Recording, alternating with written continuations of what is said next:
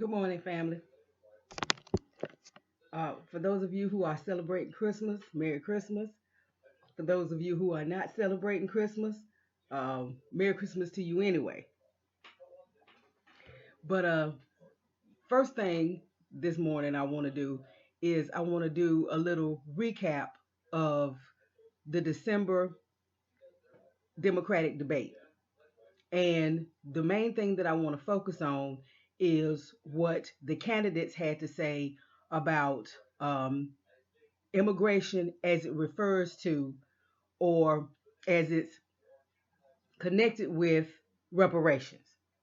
Because I've already posted back a couple of months ago where the Democratic candidates had this LGBTQ town hall where all they discussed was issues concerning the LGBTQ community and what they would do and the tangibles that they would bring and all of that to the LGBTQ community. So I've already posted a video on that. You could pretty much say that the latest debate, the one that they had this month, was basically an immigration town hall. It was basically a debate where they talked about nothing but immigration and the rights, the privileges, the tangibles, all of the special programs and everything that they would do for immigrants and illegal immigrants. So, and what I want to specifically talk about is I want to talk about um, what they had to say about reparations as it pertained to immigration, because there was only one of the presidential candidates, the Democratic presidential candidates, that actually spoke as far as reparations for descendants of slavery. There was only one that had something to say as far as reparations for foundational Black Americans were concerned. The rest of them just went right over that and didn't even talk about that. And they talked about reparations for illegal immigrants and reparations for immigrants. Yes, now reparations has been connected to immigrants. Elizabeth Warren has already attached reparations to the LGBTQ community with this bill that she got passed in the House. Um, to give them, I think it was $67 million in reparations, because before same-sex marriage was made legal, they say that there was this discrimination going on where they couldn't file, together, and they couldn't put assets together and all of this kind of stuff. So she came up with this reparations package for these same-sex couples, so that they could receive upwards of $67 million for that so-called discrimination. And again, this was before um, same-sex marriage was legalized in the United States. Before the Supreme Court did the whole bringing down the decision to legalize same-sex marriage. So reparations has already been attached to the LGBTQ community. Now they're attaching reparations to illegal immigrants.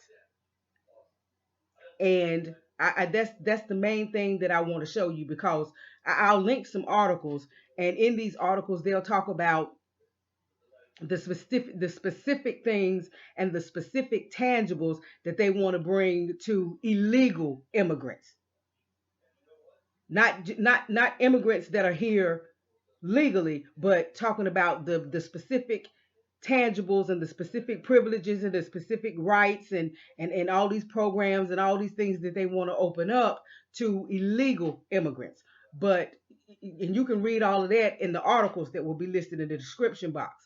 But the main thing that I want to bring in this short video is to show how they are now linking reparations to illegal immigrants. Okay? So this article that I'm going to read from right now is coming from AZ Central, and AZ Central is a part of the USA Today network. Okay, let me see. This was by Ronald J. Hansen, Arizona Republic. It was published December the 20th, 2019. The caption reads, "What Democrats said about immigration and reparations at the latest debate."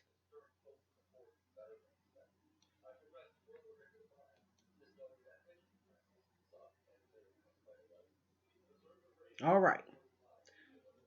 Democratic presidential candidate Pete Buttigieg on Thursday called for expedited citizenship for immigrant children separated from their parents and for moves to begin reparations for both them and descendants of slavery. Immigration was a topic of the sixth Democratic debate in Los Angeles, coming up for the first time since September, and some of the candidates ratcheted up the rhetoric stakes of the issue in their answers. So again, basically, that's what this whole debate was about. This last debate, the debate in December, was basically all about immigration. Buttigieg, the South Bend, Indiana mayor, said he was committed to financial reparations to children separated from their parents. I'm going to read that again. Buttigieg, the South Bend, Indiana mayor, said he was committed to financial reparations to children separated from their families. Yes, and they should have a fast track to citizenship because what the United States did under this president to them was wrong. We have a moral obligation to make right what was broken. We have a moral obligation to make right what was broken. And again, he's talking about the illegal children, the illegal immigrants, the illegal children that are here that have been separated from their families. First of all, he wants to expedite, which means, let's speed up this process. Let's rush. Let's hurry up this process of getting citizenship for these immigrant children. You understand what I'm saying? And let's get them some financial reparations. Why? Because what the United States did to them was wrong, and because we as the United States have a moral obligation to make right what was broken. Okay? Again, these are people that bring their children over here illegally, knowing the consequences, knowing the possibility of what might happen.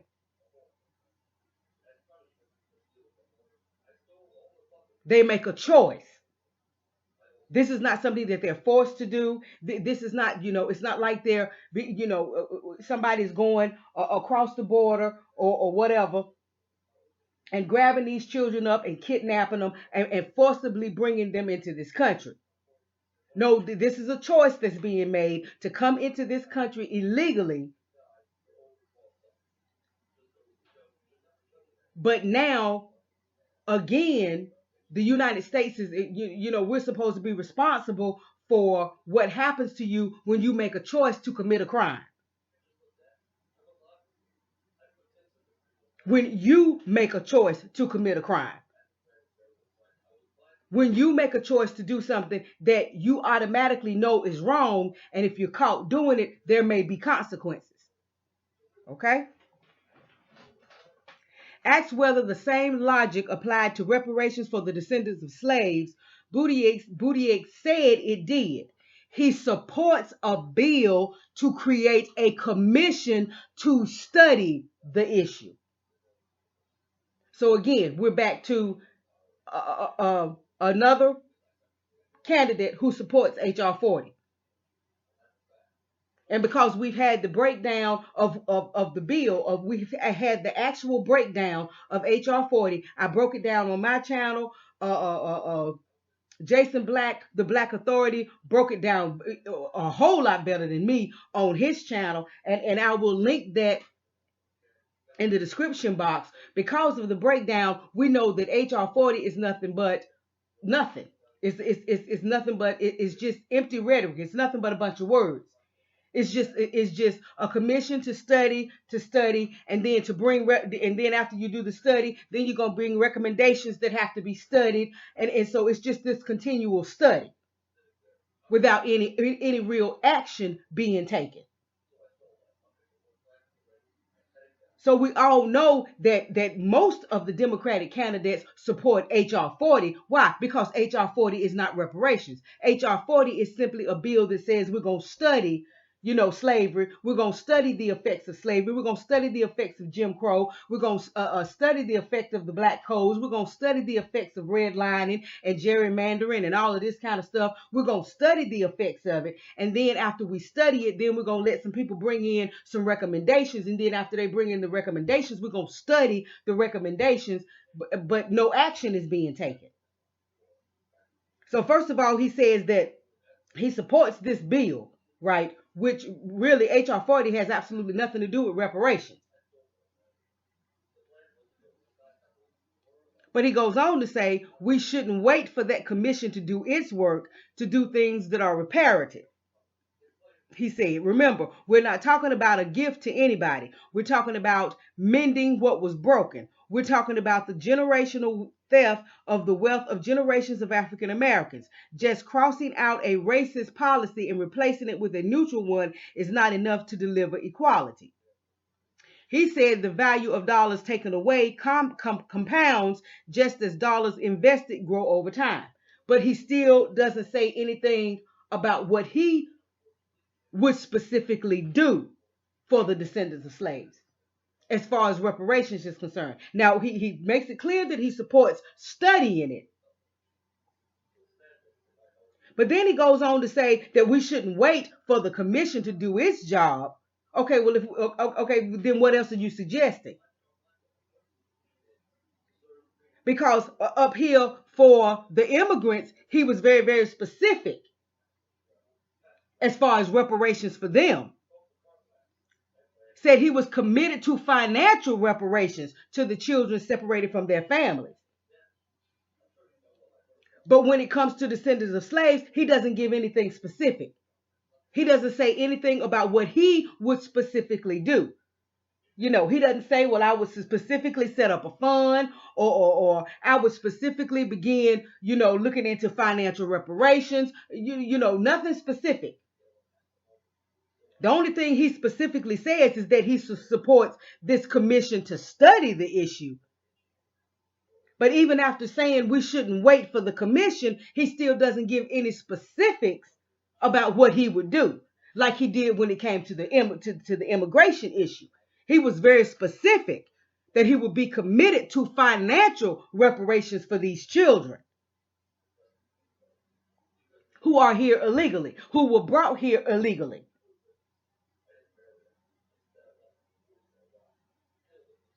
A choice that was made by their parents or whoever to bring them here illegally, knowing that there might be consequences if they were caught. But he's very specific about what he would do for them as far as reparations is concerned. He said he was committed to financial reparations for children separated from their families, but nothing specific as far as the descendants of slaves, as far as foundational Black Americans are concerned. Nothing specific, right? Okay, that's Buttigieg. Former Vice President Joe Biden was asked about the reparations issue, but instead returned to immigration. He said that walking away from migrant children is stupid and immoral and bad for America. They are the future of America and we should invest in them, he said. Everybody will benefit from them, every single American, and you should get used to it.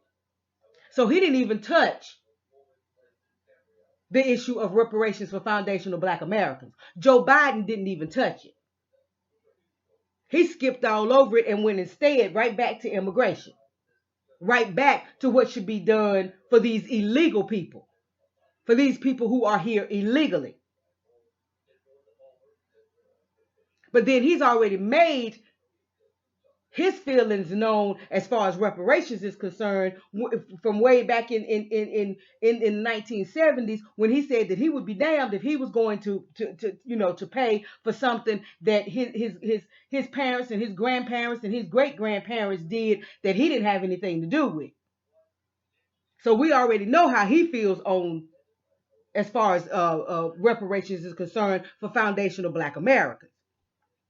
Tom Steyer, this billionaire who just came on the scene, who's paid for all of these, ads to impeach Trump, and has already made it clear that he supports, studying slavery and studying reparations and retelling the story of history, because I just did a video on him where you heard him in his own words talking about everybody doesn't know about it, and the first step has got to be the retelling of the story of slavery and all of that. So he didn't mention anything about reparations for foundational Black Americans, for the descendants of slaves. He jumped straight into immigration.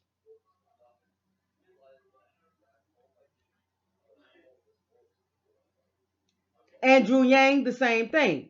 Businessman Andrew Yang said he would move quickly as president to seek legislation to protect those brought to the U.S. illegally as children. Of course I would. I'm the son of immigrants myself.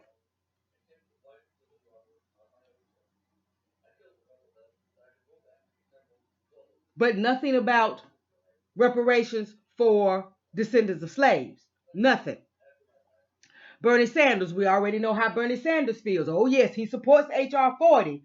You understand what I'm saying? Which is supposed to be about reparations, but yet he rejects reparations in any form of financial payment to foundational Black Americans, descendants of slaves. So on this issue, he jumps straight into immigration.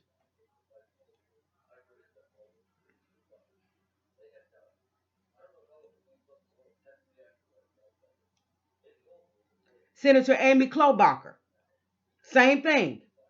Immigration. She went right back into immigration. Nothing about descendants of slaves. Nothing about reparations for us.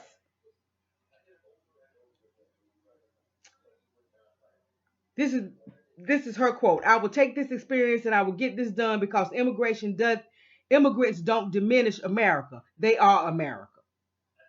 So immigrants are America.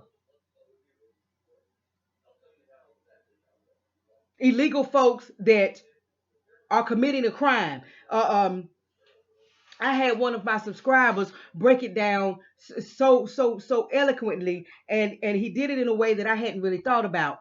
When you come to a country, especially in those numbers, and you come here illegally, you understand what I'm saying? It's like you're invading that country. And when you invade a country, that's an act of war.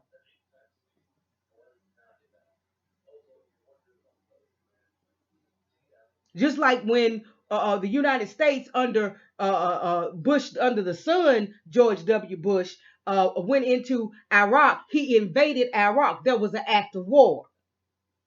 When the Germans under Hitler invaded Poland, there was an act of war. They say that was the beginning of World War II.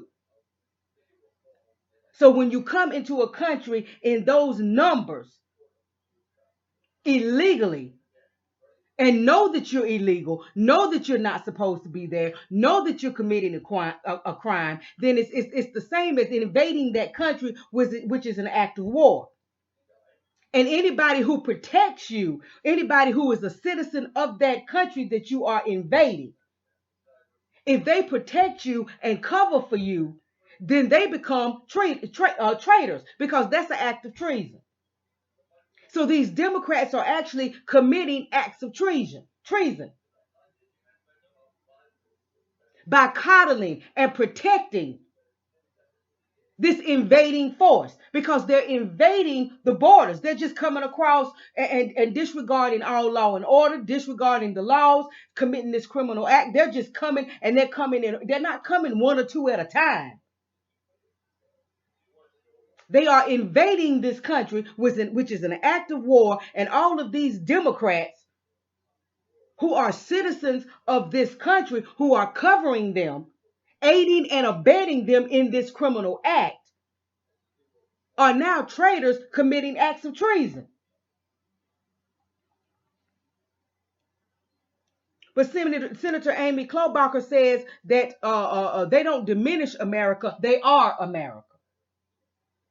They are America.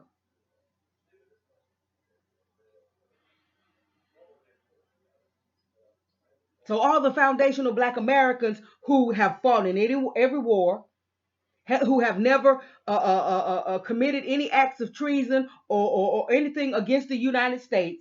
You understand what I'm saying? Our blood, sweat, tears, our bodies, our labor built this country, built the wealth in this country, but it's the illegal immigrants that are America. Okay.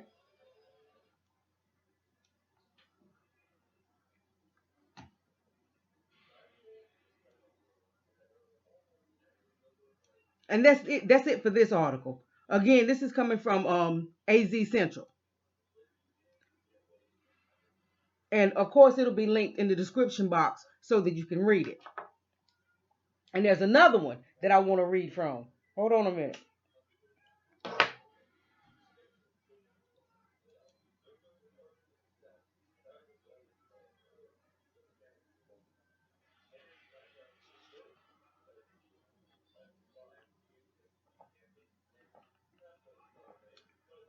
They are America.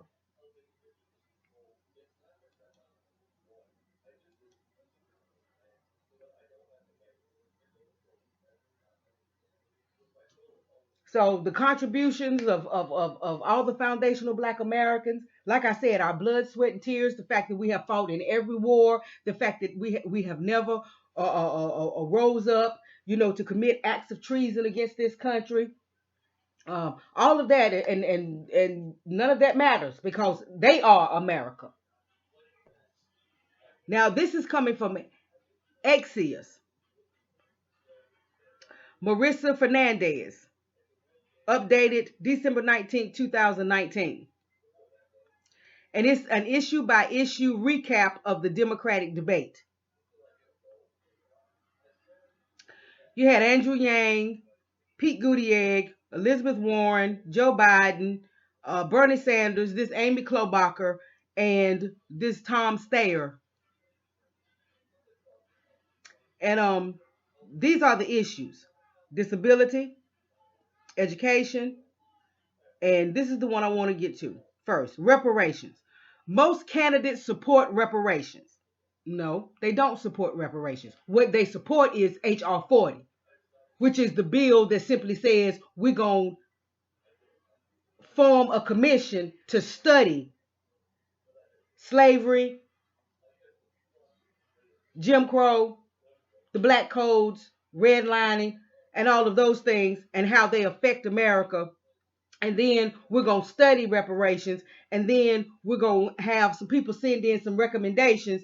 And then we're going to study those recommendations. So, no, they don't really support reparations. They support studying it, right? Still, a majority of Americans believe that providing reparations for the descendants of slaves and decriminalizing illegal border crossings are bad ideas. So now, again, like I said, you're going to have to watch it now because now they're going to, just as we always knew that they were going to do, they're going to try to broaden, and they've already done it. They've already broadened the discussion of reparations and the very issue of reparations to encompass everybody else, to encompass LGBTQ, to encompass immigrants and illegal immigrants, to encompass everybody else. So now when there's any discussion of reparations, it's not going to be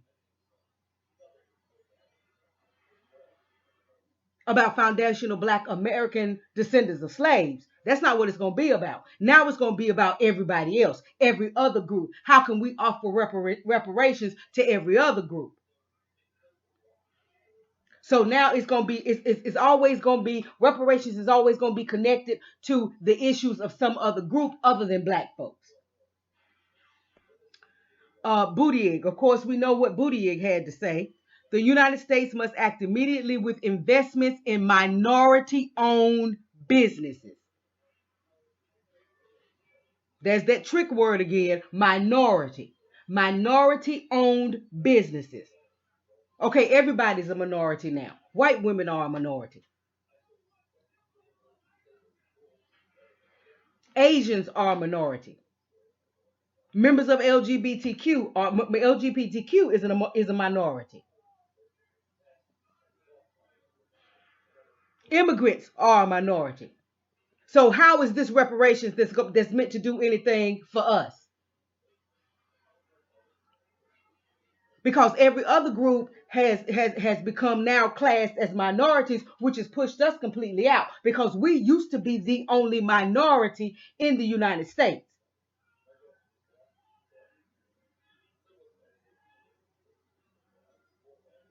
So all he's doing is offering more help for people that are already getting all the help. And we're not getting anything. The United States must act immediately with investments in minority-owned businesses, with investments in health equity, and on the longer term, look at reparations so that we can mend what was broken, on the longer term. But again, nothing specific for foundational Black American descendants of slaves. Biden, again, he mentions nothing about Black folk, of course. The idea that we are going to walk away and not provide every opportunity for them is not only stupid and immoral, but it's bad for America. He's talking about immigrants again, illegal immigrants. They are the future of America, and we should invest in them. And they were the only two that were listed down here that had anything to say.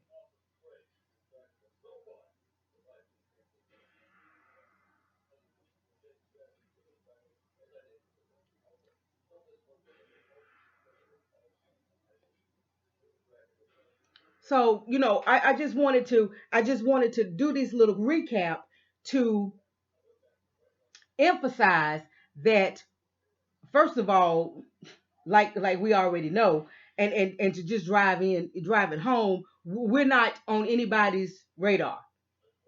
Foundational Black Americans, our issues, reparations for us, tangibles for us, that's not on anybody's plate. That's not on anybody's issue. That's not on anybody's notes. Nobody is interested in anything that has anything to do with us. And to drive home the fact that now they are making reparations about everybody else, about every other group. And once they do that, that pushes us completely out of the picture as far as reparations is concerned. So they're already talking about specific reparations for illegal immigrants.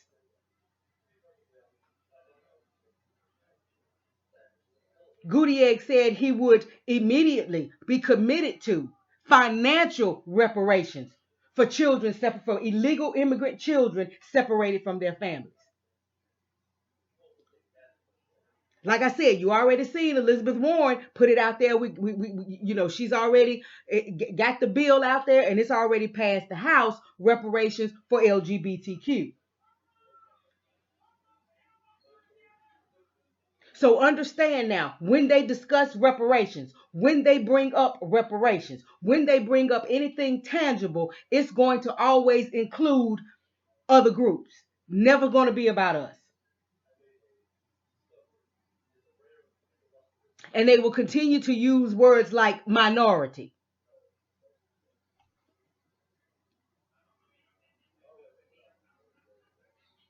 Okay, the United States must act. This is Buttigieg. The United States must act immediately with investments in minority-owned businesses. Okay, well, we know how many businesses the Asians have, how many small businesses they have. That's all they do is open up businesses, and these Middle Easterners and all of that. Okay, so if these groups are the ones that have the majority of businesses out there, you understand what I'm saying? Okay, well, if you're gonna offer investments, then they're the ones that are gonna snatch them all up because there's not that many Black-owned businesses.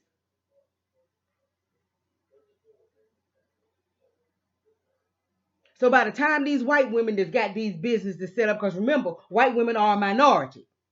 By the time they finish, by the time the Asians go in and snatch up whatever's going on, and by the time the Middle Easterners go in and snatch up what everything, what investments are being made available, there's not going to be anything left.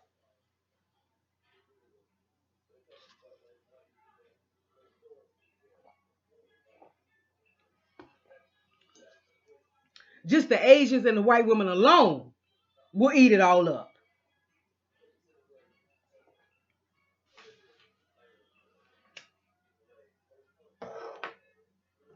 So understand, reparations has been open to everybody now, even illegals, even non-citizens, people who are here illegally and committing an act of war.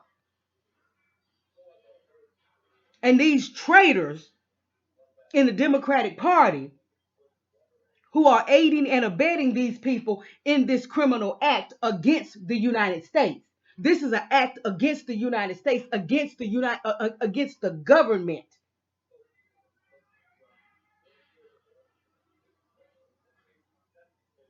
So these traitors who are upholding them and aiding and abetting them and covering them in this act of war now want to give them reparations. Not like they're not receiving enough of tangibles, special rights, special privileges.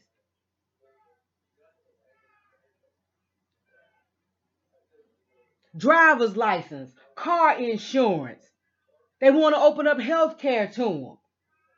Special housing programs, all kinds of tangibles. Soon they're going to give them the right to vote if they get the opportunity, if they get that kind of power. Now they want to give them reparations.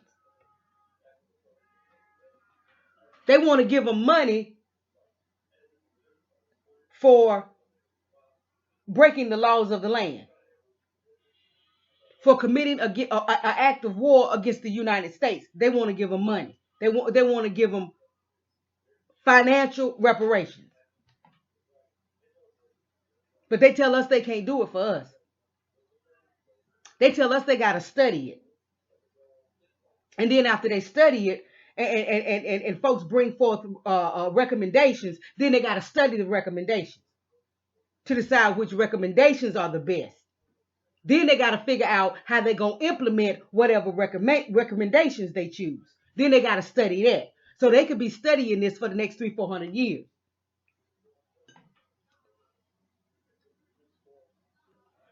But they don't have to study the tangibles and the reparations that they want to give to non-citizens, that they want to give to people who are breaking the law. They don't have to study that. So that's just, a little recap of what this last Democratic debate was about. And as I said, it was basically immigration town hall. It was a town hall on immigration and illegal aliens, and what they want to do for and how they want to benefit, and the tangibles and the reparations that they want to give to illegal aliens. So again, I will emphasize, again, I will stress, anybody, and I don't care who it is. If it's your mama, your daddy, your grandmama, your granddaddy, your husband, your wife, your best friend, I don't care who it is. If there's anybody telling you that you need to go to the polls and you need to cast your vote for any Democrat on any level, whether it be state or local,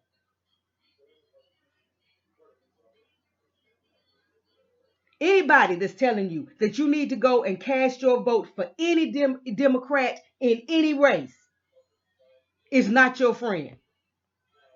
Because basically all they're telling you is to go commit suicide. Political suicide, economical suicide, genocide. They're telling you to kill yourself. They're telling you just go ahead on and get the process over with. Don't wait for anybody else to do it. You understand what I'm saying? Don't wait for the Democrats to do it. Don't wait for for white supremacy to do it. Don't wait for it. Just go ahead on and kill yourself.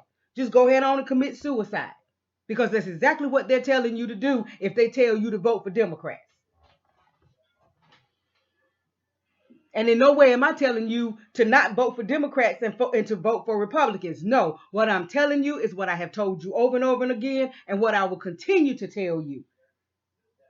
And that is, you have got to treat your vote like it is the most powerful, most important thing that you have. And you've got to hold on to it until somebody comes offering you something that's just as valuable as your vote. Tangibles that are just as valuable as your vote. Doesn't make any difference who that person is. Your vote has got to become nonpartisan. Your vote has got to be not about what party. Your vote has got to be about who's going to help me. Who's going to help save me from this economic destruction that's coming? You've got to vote your interest. Not your emotions, not your feelings, not tradition, not based on what your family has always done, not based on what your community has always done, not based on this bullshit that they have fed us for years, that because so many people died for you to have the right to vote, you have to vote. No, you don't. They died for you to have the right to decide who gets that vote. And for you to vote according to your interests and who's going to offer you something that is going to help you and your community. They didn't die just for you to go vote and give all your power away. They died so that you could have that power, so that you could exercise that power in the way that best benefits you and your community. So I don't care whether it's supposed to be the so-called leaders of FBADOS.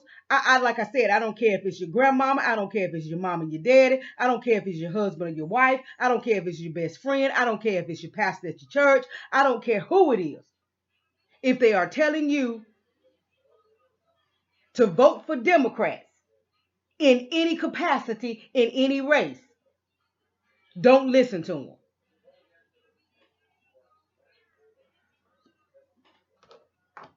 Because basically all you'll be doing is telling the Democrats, okay, I don't mind you replacing me with all of these illegal folks. I don't mind you replacing me in the workforce. I don't mind you replacing me as a voter. I don't mind you replacing my community, period, with all these non-citizens that are committing these crimes. I don't mind you replacing me here. I'm going to give you my vote so that you can go ahead on and hurry up and replace me. And make me a member of the permanent underclass. So that we will perpetually, as long as we're here, be at the bottom. And being at the bottom perpetually, eventually, we're not going to be at the bottom because we're not going to be here. We're not going to exist.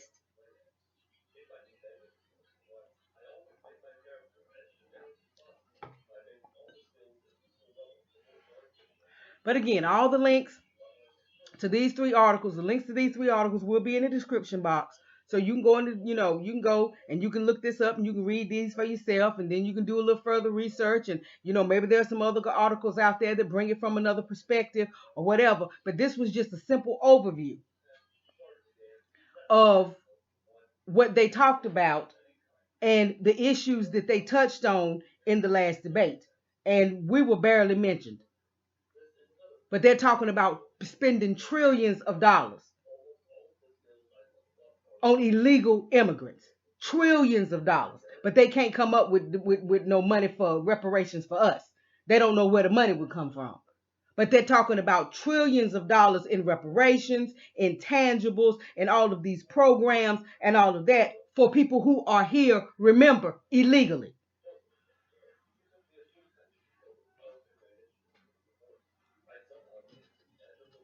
People who are committing crimes against the very government. People who have invaded this country. Which, as I said, thanks to one of my subscribers and his comments, reminded me that that's an act of war. And all of these Democrats who are supporting them and aiding and abetting them in this crime and uplifting them and all of that are actually traitors. Because they're committing treason against the United States. And they represent the United States. So that just goes to show you how screwed up the whole political process and the whole process of all these lawmakers and all that kind of stuff, how screwed up it really is. So that's another reason why we just need to sit it out. We just need to boycott that whole process. Because the whole process is against us. The whole system has been set up against us. And continuing to vote for that system and continuing to participate in that system is not going to help us. We're supposed to be about destroying that system so that it can be replaced with a system of justice. But we can't do that if we could keep participating in the system, if we keep being a part of the process of this system.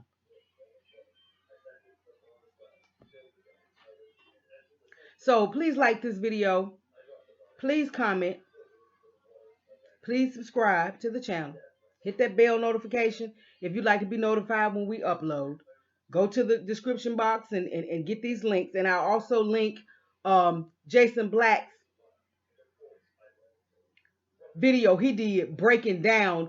I mean, he read the whole bill, H.R. 40, and broke it down section by section by section. I'll also link that video so that you can go see for yourself that H.R. 40 is just, what do they call it, a Trojan horse?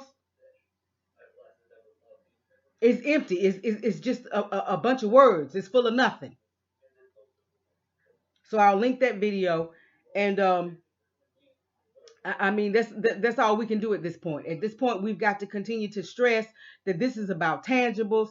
This is about reparations. This is about what tangibles are you offering us for our vote? It's about our vote no longer being a gift, but being an exchange. Because remember, reparations is not something that they give us. Reparations is what they owe us. This is what they owe us. This is a debt that they owe us. And they keep talking about, you know, moral obligations to people who are committing a crime. What kind of moral obligation do you have to somebody that's committing a crime? Okay, what kind of moral obligation do they have to us black folks when they lock us up? Look at the mass incarceration rate. Do we have people that are covering us and supporting us and giving us tangibles for committing a crime? Do we have people talking about paying us reparations for committing a crime? But this is what they're talking about doing for people who are knowingly committing a crime. They know it's illegal.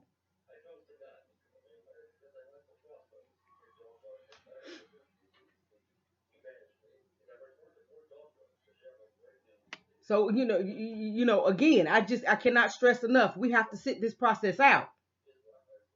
We have to boycott that whole process, that whole voting process. We've got to boycott it. We've got to boycott all these processes that are a part of this system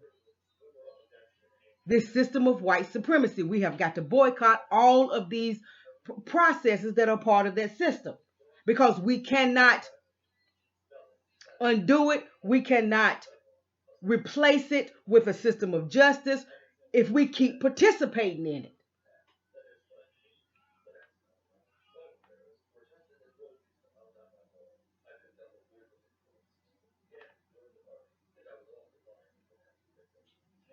So check all this information out, folks. And I'll be back with you soon with another one. Have a good one.